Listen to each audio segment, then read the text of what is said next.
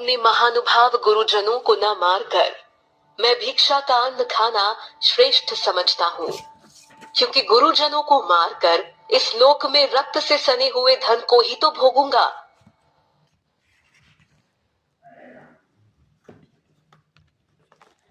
हम तो यह भी नहीं जानते कि हमें क्या करना उचित है। इनसे हम जीते या वे हमको जीते। इन्हें मारकर हम जीवित नहीं रहना चाहते। वे ही धृतराष्ट्र के पुत्र हमारे सामने युद्ध के लिए खड़े हैं। यहाँ अर्जुन कहते हैं कि अपने महानुभाव गुरुजनों को मारने के बजाय मैं भिक्षा मांगकर जीवन यापन करना पसंद करूंगा। यानी अर्जुन को गुरुजनों का वध करना बिल्कुल उचित नहीं लग रहा, जिनसे उसने जीवन में बहुत कुछ पाया, बहुत कुछ सीखा।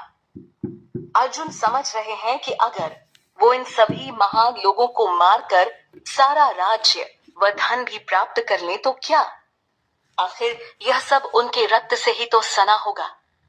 अर्जुन को इस बात की भी चिंता नहीं कि विपक्षी खेमे में खड़े वो सभी लोग लाभ की इच्छा से आए हैं।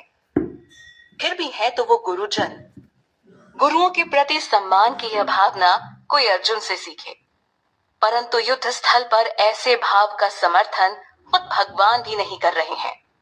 अक्सर हमें शिक्षा दी जाती है कि किसी का बुरा करके अपना भला न किया जाए, या किसी का धन लूट उसका प्रयोग न किया जाए, क्योंकि यह अधर्म हुआ और पाप की श्रेणी में आता है, जिसका बुरा परिणाम कभी न कभी इंसान को भुगतना पड़ता है। पर अर्जुन को तो धर्म के लिए लड़ना था। अर्जुन के मन में बार बार यही विचार आ रहा है कि जैसे वो अपने संबंधियों व गुरुओं को मारकर कोई अनिष्ट करने जा रहे हैं। वो कहते हैं कि हम तो यह भी नहीं जानते कि हमें क्या करना चाहिए। अर्जुन जिन लोगों के जीवन के प्रति इतने व्याकुल हो रहे हैं, वे ही युद्ध करने की चाह में ठीक सामने खड़े हैं। अर्जुन समझ नहीं पा रहे कि अब क्या करें और क्या ना करें। युद्ध में जीत पांडवों की हो या फिर धृतराष्ट्र के पुत्रों की, लेकिन वो धृतराष्ट्र पुत्रों को मारकर जीवित रहने की इच्छा नहीं रखते। वैसे युद्ध में जीत किसकी होगी, इसका अनुमान पहले से नहीं लगाया जा सकता।